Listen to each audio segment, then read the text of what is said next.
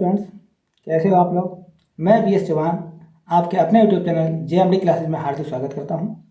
आज की क्लास उन सभी विद्यार्थियों के लिए है जो इंग्लिश की तैयारी करते हैं और जहां पार्ट ऑफ स्पीच पूछे जाते हैं। आज का हमारा टॉपिक है पार्ट ऑफ स्पीच। इसके अंदर हम पढ़ेंगे kinds of part of speech, क्या होते हैं पार्ट ऑफ स्पीच और उसके भेद क्या हैं, उसको क्रम से जानेंगे।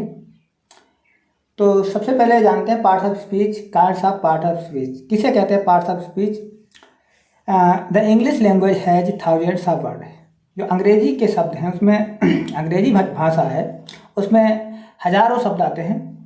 वे सभी शब्द, उन सभी शब्दों को इनके अंतर्गत रखा गया है। All these words are classified into 8 category according to their use in the sentences. जो भी शब्द हैं वे वाक्य में प्रयोग आते हैं, उनको 8 भागों में बांटा गया है। इसमें क्रम से आपके सामने है noun, pronoun, verb, adjective, adverb, conjunction, preposition और इंटरजेक्शन। इसमें नाउन को हम संज्ञा कहते हैं, प्रोनाउन को हिंदी में सर्वनाम कहते हैं, वर्ब को क्रिया कहते हैं, एडजेक्टिव को विशेषण कहते हैं, एडवर्ब को क्रिया विशेषण कहते हैं, कंजक्शन को संयोजक कहते हैं और प्रीपोजिशन को संबंध सूचक कहते हैं और इंटरजेक्शन को विस्मय सूचक कहते हैं। तो नाउन क्या होता है बच्चों? तो नाउन जो होता है इसको हम नेमिंग वर्ड भी कहते हैं। नाउन को क्या कहते हैं बच्चों? Naming word. और नाउन की डेफिनेशन क्या होती है इसको क्रम से आगे समझेंगे। Definition of noun. नाउन की डेफिनेशन क्या होती है बच्चों? ब्रह्मांड में या यूनिवर्स में जो भी वस्तु है, जो भी पदार्थ है, उनका कुछ ना कुछ नाम होता है। उस नाम को ही हम संज्ञा कहते हैं। सबसे सरल भाषा में समझते हैं, जो भी यूनिवर्स में, ब्रह्मांड में जो भी वस्तु या पदार्थ तुम्हें दिखाई दे रहे हैं उन सभी को हम संज्ञा कहते हैं, क्योंकि उनका नाम होता है। नाम को ही संज्ञा कहते हैं। अगर हम इसकी परिभाषा की बात करें तो names of persons, place, animals and things are called nouns. Nouns are also called naming words.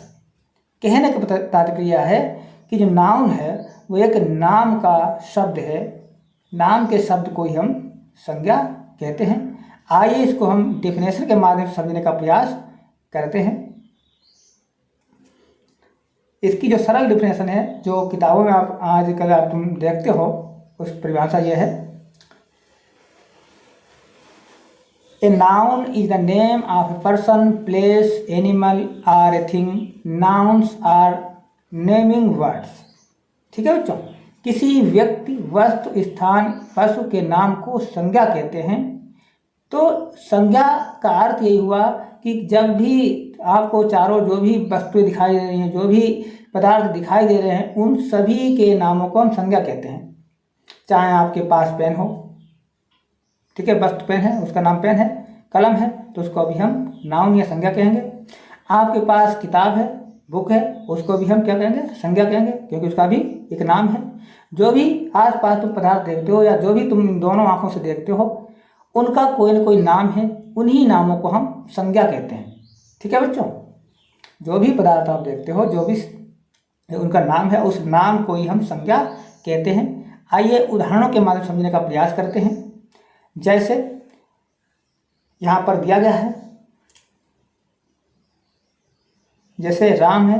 Ram क्या है? किसी व्यक्ति का नाम है। मोहन क्या है? किसी व्यक्ति का नाम है। किताब है, ठीक है, बुक्स, उनको इसका भी नाम है।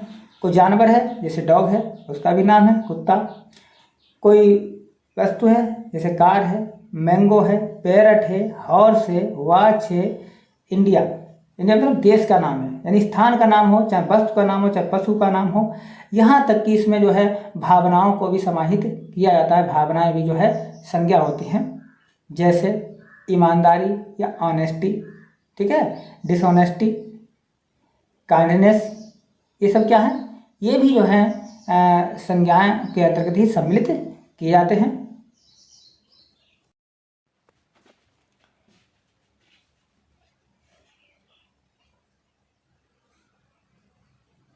जैसे किसी शहर का नाम, जैसे कोलकाता या कलकत्ता। अन्य किसी शहर का नाम मुंबई, ये सब क्या नाम है, स्थानों के नाम है, इसलिए ये भी संज्ञा है। जैसे यमुना, यमुना क्या है, एक नदी का नाम है, तो नदी भी जो है संज्ञा है। गंगा, गंगा क्या है, गंगा एक नदी है, नदी का नाम है, तो गंगा क्या है बच्चों, गंगा भी नाउन है या संज्ञा है, क्योंकि ये नाम है। इसके बाद इंडियन ओशन है, जैसे हिंद महासागर, हिंद महासागर भी एक सागर का नाम है, ये भी संज्ञा है, नाउन है, तो उसको भी नाम कहेंगे। इसके अलावा कोई भी पक्षी हो, जैसे ये कौवा है, ये भी पक्षी है, पक्षी का नाम है, इसका नाम है कौवा, इसलिए इसको हम नाउन कहेंगे। वर्ड है, स्कूल है यानी विद्यालय है, विद्यालय नाम है, तो इसको भी हम संज्ञा कहेंगे। पार्क है, ठीक है बच्चों। ऑफिस है, कोई भी ऑफिस हो, कार्यालय जिसको कहते हैं। गर्ल है, बॉय है, इत्यादि को हम संज्ञा कहते हैं। टीचर है, मैम है, ये सब क्या है बच्चों, संज्ञा के उदाहरण हैं, क्योंकि ये किसी ना किसी का नाम है। जैसे ये क्या है, ग्रेप्स है, ग्रेप्स क्या है, नाउन है, फल का नाम है। ये एप्पल है, फ्रूट नेम है। टमाटो है, वेजिटेबल्स नेम है। पोटैटो है, वेजिटेबल्स नेम है। ये सब क्या है बच्चों, नाम, क्योंकि किसी का नाम हो उसको हम संज्ञा कहते हैं। अब मेरी समझ में आपको ये आ गया होगा कि नाउन किसे कहते हैं।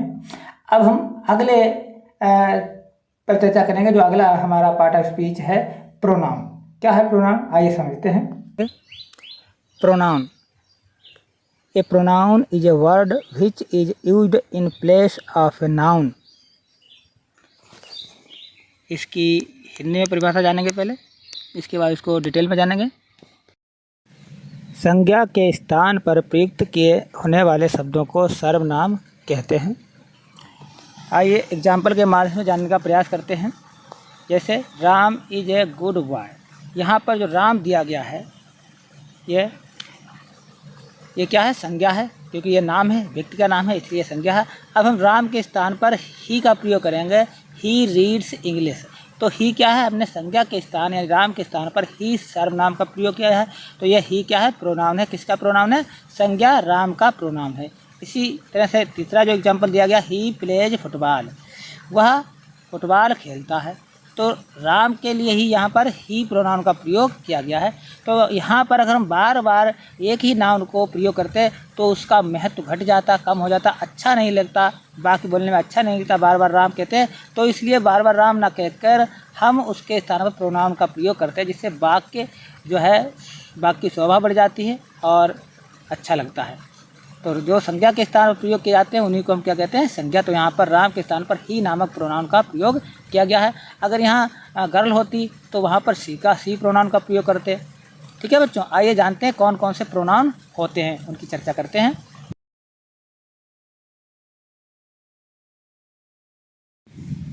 आइए जानते हैं कुछ महत्वपूर्ण प्रोनाउन, जैसे ही, सी, इट, यू, बी, दे। और इसके आगे और है, जैसे आई है, माई है, माइन है, आवर है, योर है, योर्स है, और हिज है, हर है, हिम है, देयर है, देम है। ठीक है, ये जो आई के जो पसेसिव होते हैं वे दिए गए यहाँ पर, और ही के भी पसेसिव हैं। और आइए जानते हैं इनका प्रयोग कहाँ होता है। जैसे कि आई है, आई का प्रयोग तब होता है जब कोई एक ही व्यक्ति अपने बारे में बात करता है। जब कोई एक ही व्यक्ति अपने बारे में बात करता है तो वहाँ पर आई का प्रयोग करते हैं। और वी का प्रयोग तब करते हैं जब कोई व्यक्ति जो है अपने बारे में बात करता हो और अन्य लोगों के बारे में भी बात करता हो, तो वहाँ पर हम वी का प्रयोग करते हैं।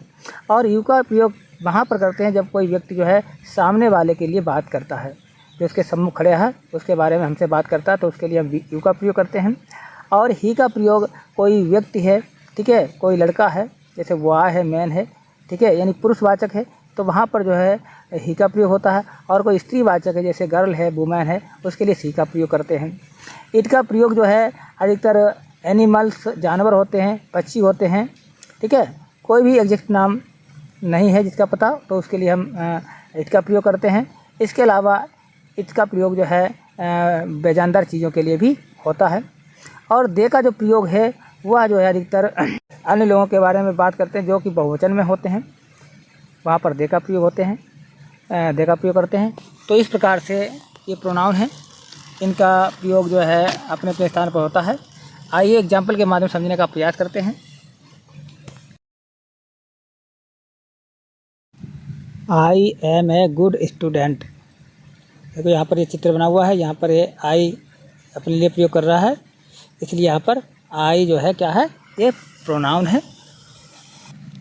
यू आर माई फ्रेंड, यहाँ पर देखिए लड़का जो है कोई भी पर्सन है, सामने वाले को कह रहा है।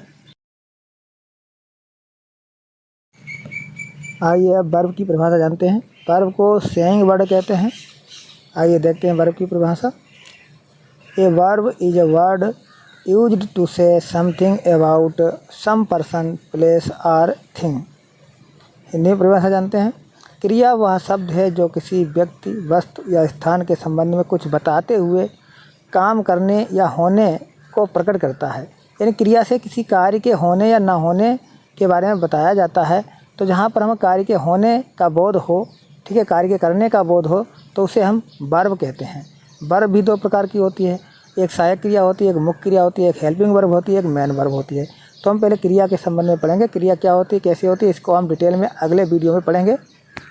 आइए जानते हैं विभिन्न उदाहरणों के माध्यम से वर्ब के बारे में समझते हैं। Ram goes to school, I gave him a watch, the sun rises in the east. इन उदाहरणों के माध्यम से समझेंगे कि क्रिया क्या है। जो हिंदी वाले वाक्य होते हैं उसमें क्रिया बच्चों अंत में लगी होती है, ठीक है बच्चों। अगर हम इन वाक्यों का हिंदी में अनुवाद करेंगे, जैसे राम गोज टू स्कूल, तो इसका हिंदी अनुवाद होगा राम स्कूल जाता है, और हिंदी वाले वाक्यों के अंत में क्रिया होती है। तो यहाँ पर जो है क्रिया क्या है, जाता है। जाता क्या है, क्रिया है, ठीक है बच्चों। इसलिए यहाँ पर जो है गोज क्रिया हो गई है, और क्रिया से पता चलता है राम कौन सा कार्य कर रहा है। राम कौन सा कार्य कर रहा है, तो राम विद्यालय जाने का कार्य कर रहा है। ऐसे ही दूसरा एग्जाम्पल है, आई गेव हिम ए वॉच, मैं उसे एक घड़ी देता हूँ, ठीक है। तो देता क्या क्रिया है, देता क्या है, हिंदी वाक्य अंत में देता आया, तो देता क्या है, देना क्या होता है, क्रिया, और देना की अंग्रेजी क्या है, गेव। तो गेव क्या है, ये कार्य कर रहा है। तो क्या कर रहा है, घड़ी देने का कार्य कर रहा है। कैसे, उसे। तो यहाँ पर गेव क्रिया है, क्योंकि गेव से जो है किसी कार्य के होने का बोध होता है। तो आई गेव हिम ए वॉच, मैं उसे घड़ी देता हूँ, तो यहाँ उसके द्वारा उसे घड़ी प्रदान की जा रही है, तो इसलिए यहाँ पर गेव जो है क्रिया है। अगला एग्जाम्पल है, the sun rises in the east, सूर्य पूर्व में निकलता है। तो यहाँ पर सूर्य क्या करता है, पूर्व में निकलने का काम करता है। तो निकलता वाक्य के अंत में लिखा हुआ है, तो निकलना जो है क्रिया है, और निकलना की अंग्रेजी होती है राइज। और अंग्रेजी वाले वाक्यों में कर्ता के तुरंत बाद, सब्जेक्ट के तुरंत बाद क्रिया या वर्ब आती है। तो यहाँ पर वर्ब हमारी हो गई राइज। तो सूर्य क्या कर रहा है, निकलने का कार्य कर रहा है, या उदय हो रहा है, ठीक है, उदय होता है या निकलता है। तो यहाँ पर इन उदाहरणों के माध्यम से हमने समझने का प्रयास किया है कि क्रिया जो है किसी भी कर्ता के कार्य करने का बोध कराती है कि कार्य हो रहा है अथवा नहीं हो रहा है।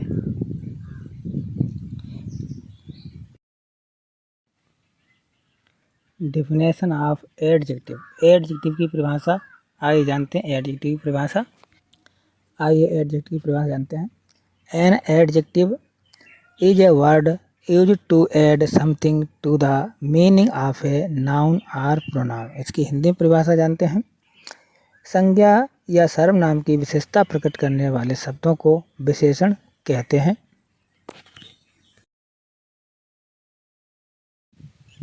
आइए उदाहरण के माध्यम से समझते हैं। नाउन, देखो यहाँ पर एक बॉय दिया गया है। ये बॉय क्या है, बॉय एक नाउन है। बॉय कैसा है, ये फेट बॉय, मोटा लड़का है। तो फेट क्या है, ये बॉय की विशेषता बता रहा है, इसलिए फेट हमारा एडजेक्टिव है, ये नाउन की विशेषता बताता है। इसी प्रकार से दूसरा एग्जाम्पल है, एन ओल्ड वुमेन या ओल्ड मदर। तो यहाँ पर जो मदर है या वुमेन है वो क्या है, नाउन है।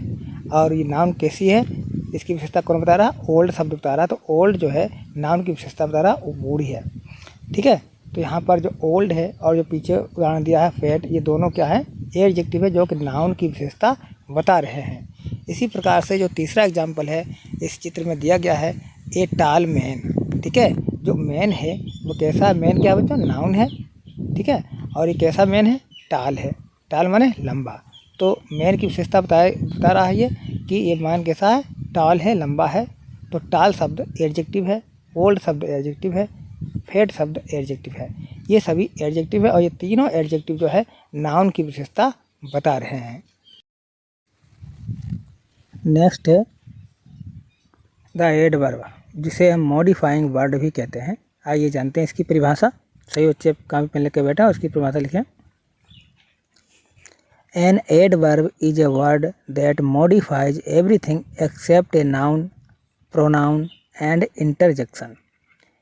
हिंदी परिभाषा है, क्रिया विशेषण वह शब्द है जो संज्ञा, सर्वनाम अथवा विस्मयबोधक शब्द को छोड़कर अन्य सभी पार्ट ऑफ स्पीच की विशेषता को बताता है। आइए उदाहरणों के माध्यम से समझने का प्रयास करते हैं एडवर्ब को। He is a very rich, you are very good, he writes correctly और he runs the fast। आइए समझते हैं। पहला एग्जाम्पल है he is very rich। ठीक है, यहाँ पर जो रिच शब्द है इसकी विशेषता वेरी शब्द बता रहा है। तो वेरी क्या है? वेरी है एडवर्ब। वेरी क्या है? एडवर्ब, क्योंकि यहाँ पर रिच जो है क्या है? एडजेक्टिव है। इस एडजेक्टिव रिच की विशेषता वेरी बता रहा है, तो उसे वेरी जो क्या हो गया? वो एड वर्ब हो गया है। दूसरे एग्जाम्पल में you are very good. Good क्या है? गुड भी एडजेक्टिव है, ये इसकी विशेषता बता रहा है वेरी शब्द। वेरी शब्द गुड की विशेषता बता रहा है, तो वेरी क्या हो गया? एडवर्ब। यानी जो संज्ञा, सर्वनाम और इंटरजेक्शन को छोड़कर जिन भी पार्ट ऑफ स्पीच की विशेषता बता रहा है उसे हम एडवर्ब कहते हैं। तो यहाँ पर गुड और रिच क्या है? एडजेक्टिव हैं, और इन दोनों की विशेषता कौन बता रहा है? वेरी शब्द बता रहा है। तो वेरी हमारा शब्द क्या हो गया बच्चों? एड वर्ब हो गया। अगला एग्जाम्पल है ही राइट्स करेक्टली। ही राइट्स करेक्टली, तो यहाँ पर वह सही लिखता है, तो करेक्टली लिखता है। ठीक है, लिखना की विशेषता यहाँ पर बताई है। इस वाक्य में लिखना की विशेषता कौन बता रहा है? करेक्टली, यानी किस तरह से लिख रहा है? सही लिख रहा है। तो करेक्टली शब्द क्या है? यहाँ पर एडवर्ब है, जो कि राइट्स क्रिया की विशेषता बता रहा है, वर्ब की विशेषता बता रहा है। ही राइट्स करेक्टली, तो करेक्टली शब्द जो है क्रिया की विशेषता बता रहा है, इसलिए करेक्टली जो है क्या है? एडवर्ब है। लास्ट एग्जाम्पल है he runs the fast. He runs fast, तो यहाँ पर भी रन्स क्रिया की विशेषता जो है फास्ट शब्द बता रहा है। तो फास्ट क्या है? एडवर्ब है, और रन्स क्या है? वर्ब है। तो यहाँ पर क्रिया की विशेषता फास्ट शब्द बता रहा है। तो रिच, गुड, करेक्टली, फास्ट, ये सभी शब्द जो हैं एडवर्ब है, क्योंकि ये जो है विशेषता बता रहे हैं वर्ब और एडजेक्टिव की।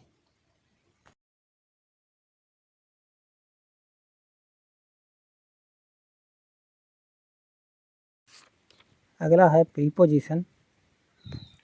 आइए समझते हैं इसकी परिभाषा।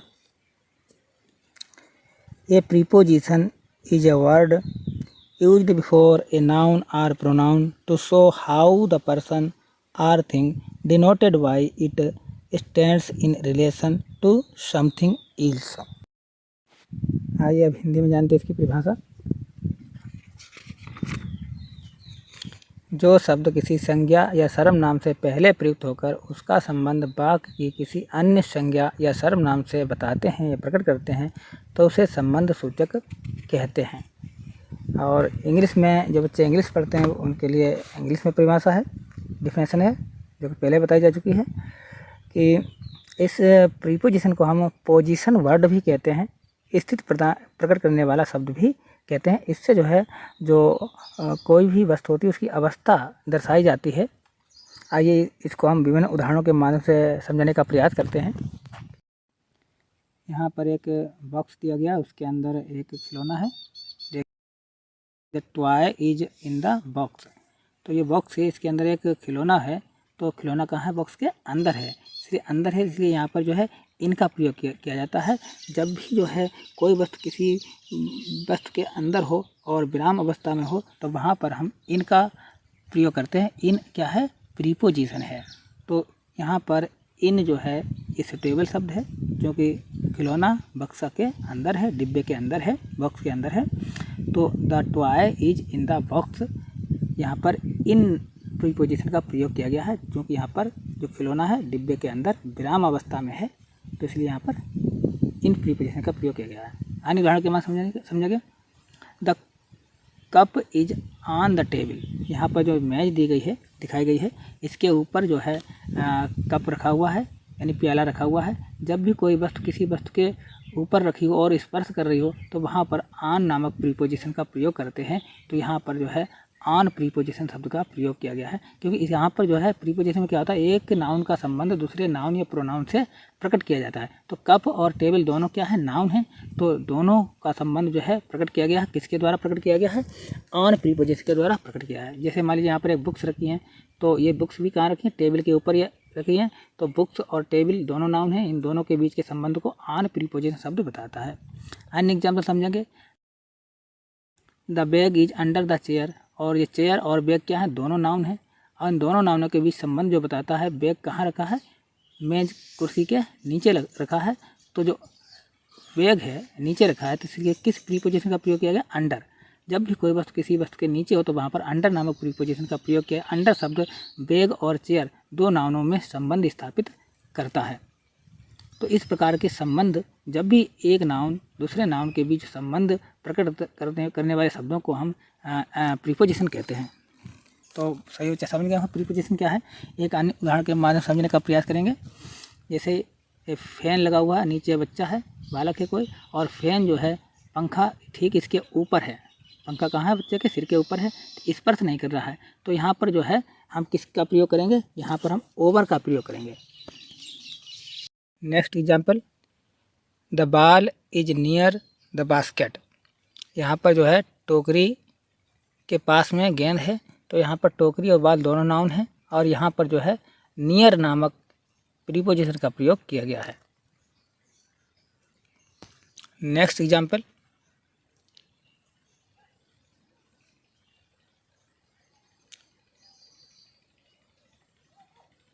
The doll is between the box and the stool. तो यहाँ पर डॉल जो है स्टूल और संदूक या बक्सा के बीच में है। तो यहाँ पर जो डॉल की जो स्थिति है वो बिटवीन शब्द बता रहा है, और दोनों जो है नाउन है। एक अन्य एग्जाम्पल है, the book is in front of Ram. यहाँ पर जो लड़का बैठा हुआ राम है, तो इसके सामने जो है किताब रखी हुई है। तो यहाँ पर जो इन फ्रंट ऑफ है, इन फ्रंट ऑफ क्या है, प्रीपोजिशन। जब भी कोई वस्तु किसी के सामने हो, बिल्कुल सामने हो, तो वहाँ पर इन फ्रंट ऑफ प्रीपोजिशन का प्रयोग करते हैं। तो यहाँ पर किताब बच्चे या राम के सामने रखी हुई है, तो यहाँ पर इन फ्रंट क्या है, प्रीपोजिशन है। यह बुक और बॉय के बीच के संबंध को बताता है, संबंध को स्थापित करता है। तो यहाँ पर प्रीपोजिशन शब्द का प्रयोग हुआ है इन फ्रंट ऑफ।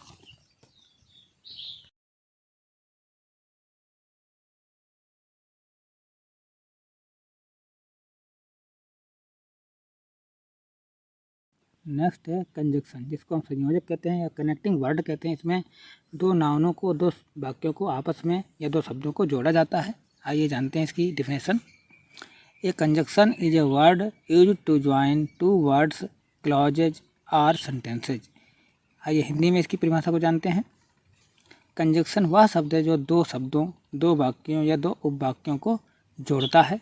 इसके द्वारा दो शब्दों को या दो वाक्यों को या दो उपवाक्यों को आपस में जोड़ा जाता है।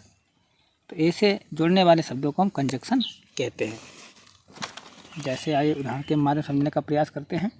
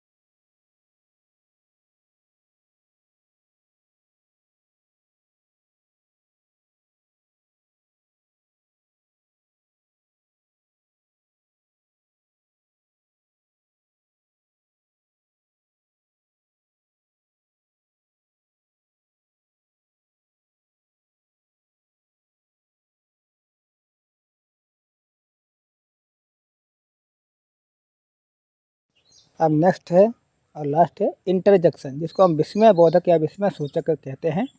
इसमें जो है हृदय की जो तीव्र भावनाएं होती हैं, जैसे प्रसन्नता है, दुख है, आश्चर्य है, इनका जो है जिक्र किया जाता है। आइए डिफिनेशन के माध्यम से समझें।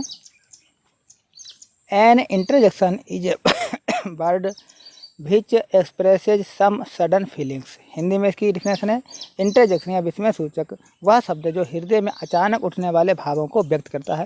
इसके जो एग्जाम्पल हैं जैसे एलास है, ब्रेवो है, ओह है, हेलो है इत्यादि शब्द होते हैं, और उनमें एपेस्ट्रोफी उल्टी आई बनी होती है, एपेस्ट्रोफी चिन्ह लगा होता है, जो जिससे ये प्रकट होता है कि हृदय की तीव्र भावना है। मान लीजिए किसी को दुख होता है तो वहाँ पर एलास शब्द का प्रयोग किया जाता है। जहाँ पर किसी को बहादुरी हो, ठीक है, वहाँ पर जो है ब्रेवो का शब्द का प्रयोग किया जाता है, ठीक है। और कहीं पर अगर आपको कमरे में बैठे हैं और अचानक से सांप निकल जाए तो वहाँ से आपको आश्चर्य होगा, ठीक है, आप घबरा जाएंगे। तो जो क्या है, ये अचानक घटित होने वाली घटना है, ठीक है। और मुँह से क्या निकलेगा, अरे निकलेगा, तो अरे शब्द है, ठीक है। ओहो क्या है, अगर ओहो निकले तो अरे शब्द है। इससे जो है हृदय की तीव्र भावना प्रकट होती हैं, और इसमें हृदय की जो भावना होती है वो प्रकट होती है। तो ऐसे जहाँ पर ये भावना प्रकट हो तो उनको हम इंटरजेक्शन कहते हैं, और ये इसके शब्द हैं यहाँ पर दिए गए हैं। तो आपके 8 पार्ट ऑफ स्पीच समाप्त हो जाते हैं। अब नाउन के कितने काइंड होते हैं, नंबर क्या होते हैं, इनके बारे में विस्तार से अगले वीडियो में हम समझेंगे, अगले लेक्चर में समझेंगे। अगर वीडियो ये पसंद आया हो तो आप इसको लाइक करें, सब्सक्राइब करें जो नए बच्चे हैं, और शेयर ज़रूर करें, ठीक है। शेयर करेंगे तो अन्य बच्चे भी इससे लाभान्वित होंगे। तो आज के लिए यहीं तक, हम मिलते हैं अगले वीडियो में, तब तक के लिए धन्यवाद।